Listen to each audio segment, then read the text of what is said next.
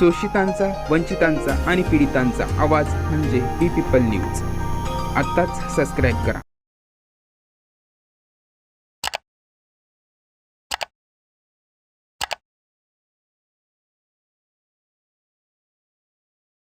आता दोन गोष्टी आपण सर्वांनी समजून घ्या. पहिली गोष्ट की याच आठवड्यामध्ये उपमुख्यमंत्री अजित पवार यांचं अपघातामध्ये निधन झालेलं आहे आणि उपमुख्यांची म्हणजे अपघातामध्ये मृत्यू होऊन जेव्हा राज्यामध्ये दुखवटा असतो तेव्हा तुम्ही चौकामध्ये फटाके फोडणं आणि फुलं उधळणं हे बरोबर आहे का? ते बरोबर नाहीये. तर मी का स्वीकारू ते? ही पहिली गोष्ट. दुसरी गोष्ट, आपण फुले शाहू आंबेडकरवादी आहोत की नाही? आता मला सांगणं, कोणतरी मोठा राजा आला किंवा राणीच्या पोटात येणारा कोणतरी सरदार आला तर त्याच्यासाठी ज्या पद्धतीने आपण फुलांचा वर्षाव करतो, फटाके लावतो आणि हा सगळा फालतूपणा जो करतो, हा आपल्या फुले शाहू आंबेडकरवादी चळवळीमध्ये बसतो का? मग कशाला हे नाटकं करता सगळीकडे? यापुढे मी आपल्या सर्वांना सांगतोय की वंचित बहुजन आघाडीच्या कार्यक्रमामध्ये कुठेही फटाके, हार, तूर, फुलं हे वापरले जाणार नाही. ही फुले शाहू आंबेडकरवादी चळवळीचा हिस्सा नाहीये, भाग नाहीये.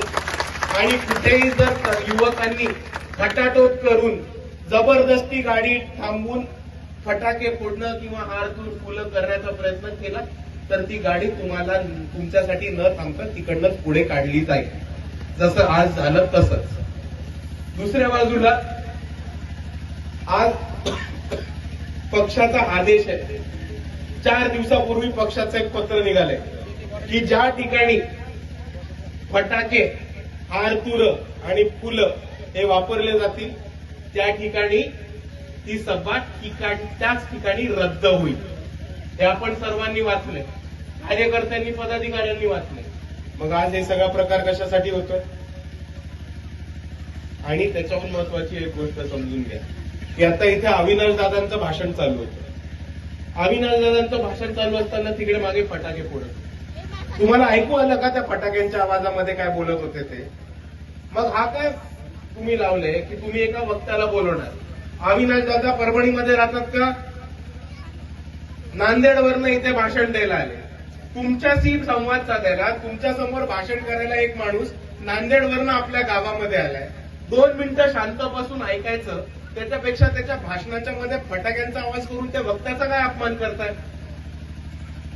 आणि जर पुढच्या वेळेस असा प्रकार घडला तर पक्षाचा आदेश पाळून तिकडच्या तिकडे ही सभा रद्द केली जाईल. आज माझ्यावरती पक्षाचा आदेश होता ही सभा रद्द करायला, पण आपण सर्व खूप वेळ थांबलात म्हणून मी ती रद्द नाही करू शकलो. मी नुसतं सत्कार न स्वीकारता पुढे आलो. पण ह्याच्यानंतर हा कोणताही प्रकार होताना कामा नाही. जर हा प्रकार घडला तर वंचित बहुजन आघाडीची सभा तिकडच्या तिकडे रद्द होऊन जे कोणी व्यक्ती आले ते परत घरी निघून जातील. मान्य सर्वांना?